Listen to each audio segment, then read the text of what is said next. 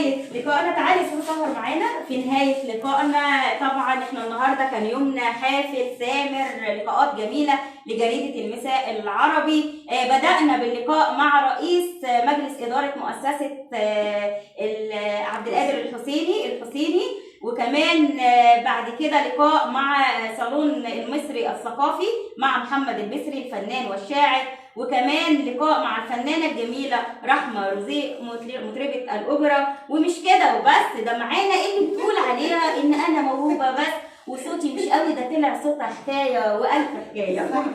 الأستاذة سهر السيد المطربة الجميلة، وكمان اللي صورت جمعيه فريد الأطرش. الله، محبي فريد الأطرش. عضو في جمعيه، كنت بحضر في الحفلات بتاعتهم يعني. حلو، انا كنت بحضر لهم في الاوبرا وفي المكتبه وفي السحيمي، في اي مكان بيعملوا حفلات بكون معاهم. انا كنت متابعاه حتى وبيعمل تمثال فريد الأطرش في الاوبرا، كنت متابعه انشاء التمثال وكده تجديده.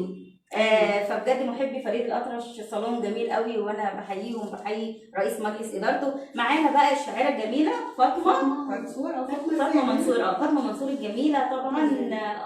الشاعره وما سمعناش منك حاجه فاطمه، تحكي علينا والوقت يجري، بس ان شاء الله لينا معاها لقاء ان شاء الله. تعبت النهارده في التصوير. الاعلامي لصالون المصري. قولي بقى، عرفينا باعضاء مجلس اداره صالون المصري عشان ما قلناهمش في الحوار. هو طبعا رئيس مجلس الاداره الاستاذ محمد المصري، ونائب رئيس مجلس الاداره الاستاذ محمد ابراهيم، هو طبعا عضو اتحاد كتاب مصر، وانا مستشاره اعلامي فاطمه منصور او فاطمه الزامل.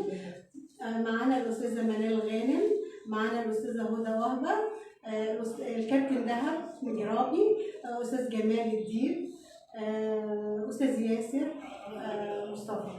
معانا مجموعه كبيره ما شاء الله، مجموعه جميله يا استاذه فاطمه. من احلى الصالونات بتاعت الاستاذ محمد المصري، بيتميز ان هو دايما. تعالى يا استاذ محمد، خلاص احنا بنختم. احنا خلاص من الصالونات اللي دايما ليها هدف، ومن الصالونات اللي تعالى معايا ان انا اكون موجوده وما عنديش اي ظروف. تعالوا شوفوا الكلام الحلو اللي بيتقال عليك يا استاذ محمد. اتفضلوا معانا، احنا بنختم خلاص يا جماعه. وقت الصالون انتهى، وقت المؤسسه انتهى، واحنا لسه ما انهيناش الحوارات بتاعتنا. احنا كنا سعداء جدا معاك يا استاذ محمد النهارده. شرفتوني ونورتوني النهارده في الصالون في الاعلام 11، وانا ببقى سعيد جدا بيكم وانتم موجودين معايا في الصالون. واحنا اسعد والله بوجودنا معاك. طيب استاذه فاطمه يا جماعه، ما سمعناش، هنسمع حاجه صغيره سريعه. يلا اتفضلي. يلي كنت حب عمري، ليه تبيع الحب بدري؟ ليه تخني؟ ليه ظالمني؟ مهما صاب قلبي وجرحني، ليه ذبحني؟ قاسي ليه حتى في قرارك؟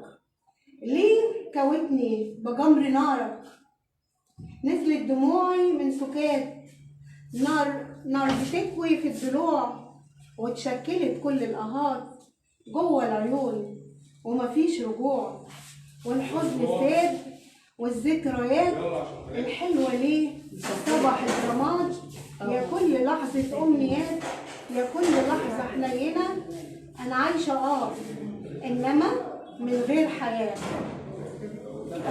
انا عايشه من غير حياه، انت عايشه وكل الحياه وكل البسمه وكل الجمال. وتحياتي من خلال مؤسسه عبد القادر الحسيني جريده المساء العربي. تحياتي كانت معكم حنان الشامي، والى اللقاء. سلام.